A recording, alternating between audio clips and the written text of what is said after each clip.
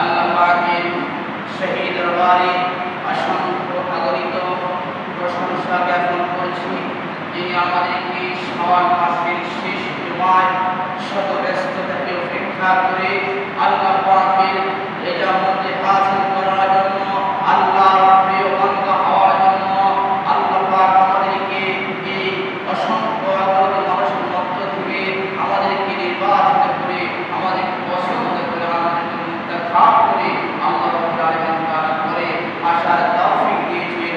এজন্য আল্লাহর সেজন্য তাসবিহ সঙ্গে বলি আলহামদুলিল্লাহ।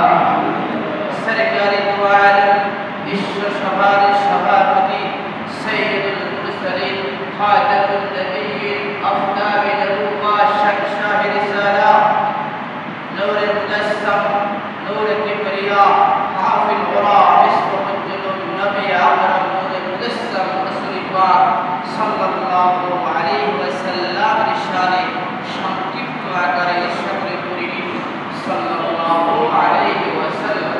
সম্মানিত আগের কিতাবের মধ্যে এসেছে রাসূল পাক সাল্লাল্লাহু আলাইহি ওয়াসাল্লামের রওজা শরীফের মধ্যে একজন ফেরেশতাকে আল্লাহ রাব্বুল আলামিন নিযুক্ত করে দিয়েছেন।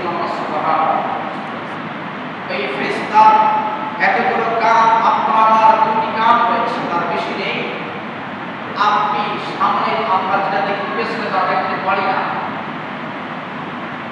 তো আল্লাহ রাব্বুল আলামিন হযরতে আল্লাহ রাসূল পাক সাল্লাল্লাহু আলাইহি ওয়াসাল্লামের রওজা শরীফের মধ্যে একটা ফেরেশতা নিযুক্ত করেছেন। তার কাম এই तमाम পৃথিবীতে, এই গোটা পৃথিবীতে বিশ্বমণ্ডলে যত মানুষ রয়েছে সেই মানুষের সংখ্যা অনুপাতে এই ফেরেশতার এত কাম রয়েছে। সুবহানাল্লাহ।